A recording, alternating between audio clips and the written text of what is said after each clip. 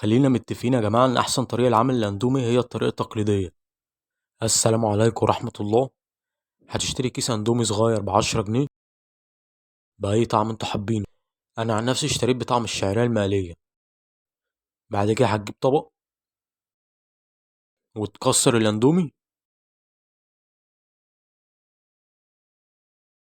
بعد كده تفضي الأندومي في الطبق، وبيبقى مع الأندومي كيس البهارات، والكيس التاني زيت وشطة. بعد كده تحط البهارات، وبعد كده تحط الزيت. ممكن تفضوا الشطة لو انتوا حابين.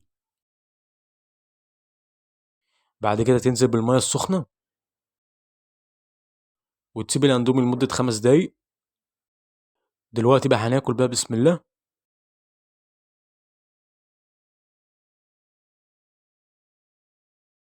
يعني الصراحة دي أفضل طريقة لعمل الأندومي.